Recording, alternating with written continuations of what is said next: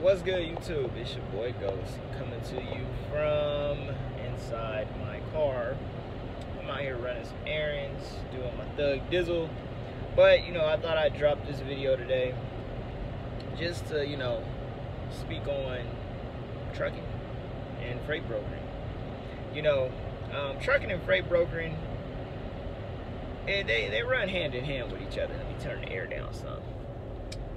Because, the same bullshit you deal with, that I'm learning, that you deal with being a carrier, you deal with janky brokers, janky carriers that don't pay, janky brokers that don't pay. Well, when it comes to freight brokering, there's janky shippers that don't pay too. And there's janky shippers that do janky business. Well, there's shippers that do janky business, as I'm going to get into this story. So this is the story. This is what happened. Had this guy hit me up talking about he knew somebody that owned a warehouse, and he's like, oh, you know what, he needs some help, blah blah blah. Is there any, and I know you're the guy that can help him, that can get him these carriers, that can get in there, do what you need to do to, make this happen. Because, that's just the type of reputation I have. I get shit done.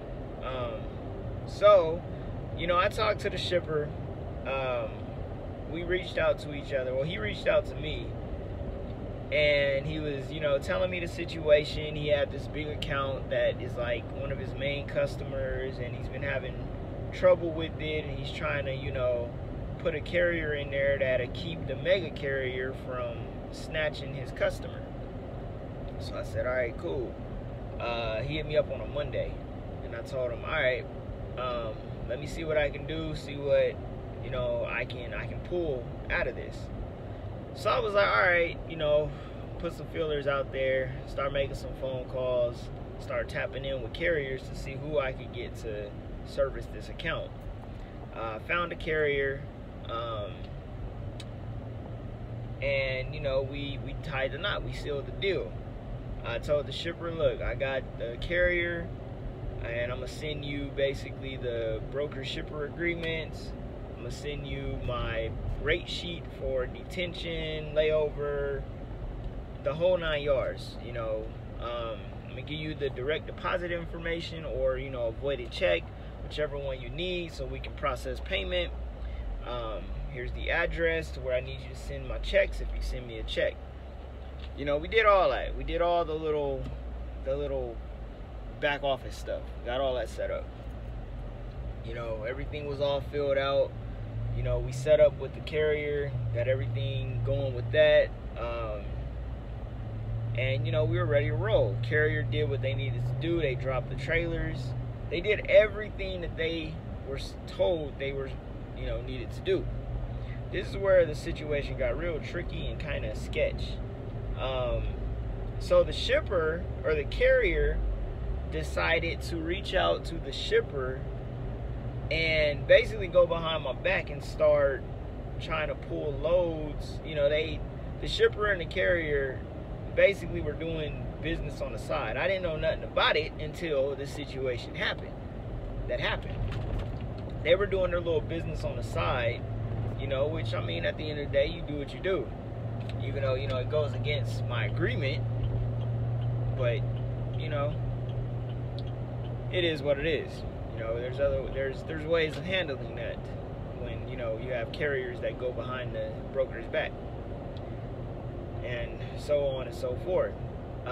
So, the carrier reached out to me, and he was just like, hey, my bad, I almost dropped my phone.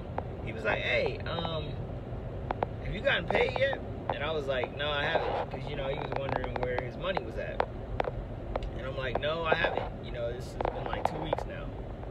And they did the job like a while back.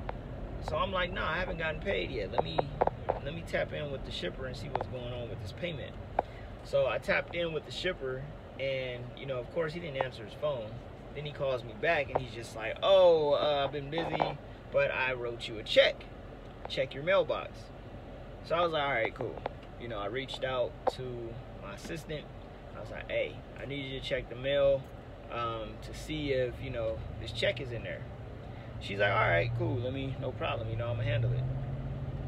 So, you know, she goes, finds the check, it's there, and, you know, the check was for a large amount of money.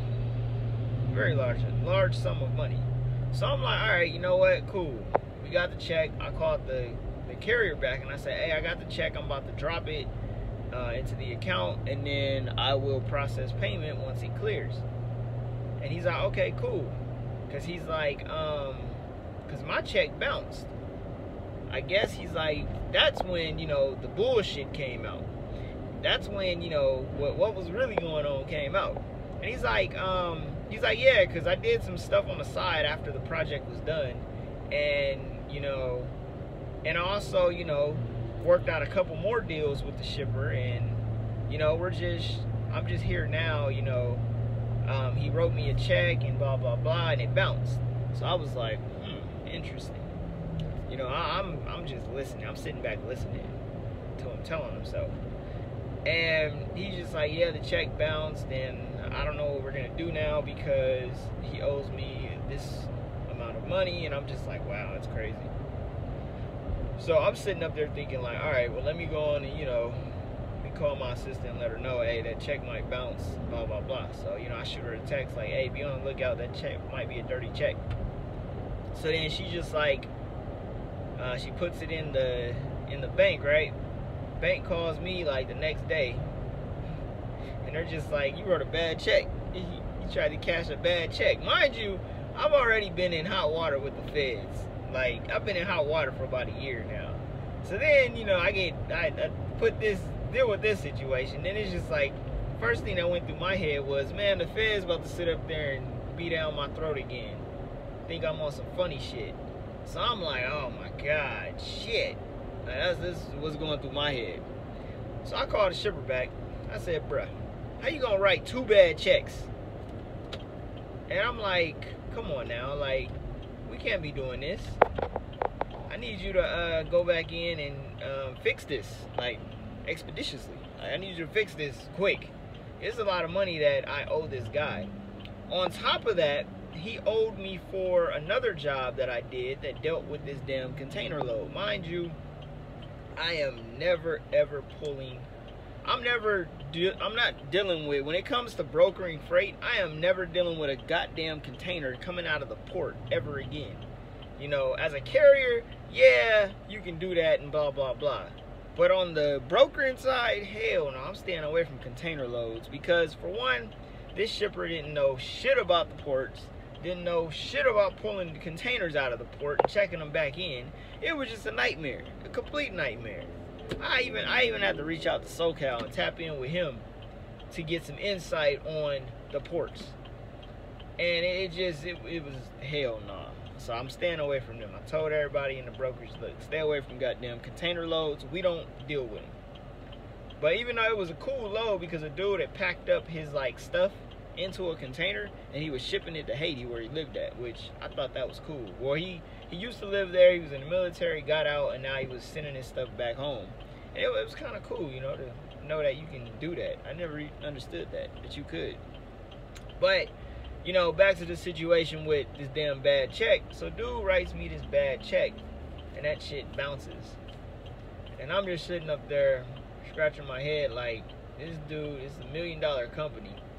How do you bounce a check? Like, the shit just did not add up to me at all. So I hit dude back and I told him, man, you wrote me a bad check. I need you to fix this expeditiously because this ain't cool. I'm like, you got this carrier pissed off. Now I'm about to be pissed off. So I'm just like, dude, like, what's up? Like, it's one thing, you know, for janky brokers and janky carriers out there. And then it's like, I even ran the dude's credit before even any of this even started. And he had good shipping. Like, as a shipper, he has really good credit. He pays on time. And I'm just like, what the hell? Like, what's up? Like, what's up with the janky business all of a sudden? You had a good track record. Like, this ain't cool. That's one thing I recommend. Run shippers' credits, reports, and everything else. Make sure they straight. Because even when they straight, you still got to watch out, because they still will try to dick you around. So that's just something to think about. So then it was like, you know, I hit him back. Dude was ducking and dodging me. So I said, you know what?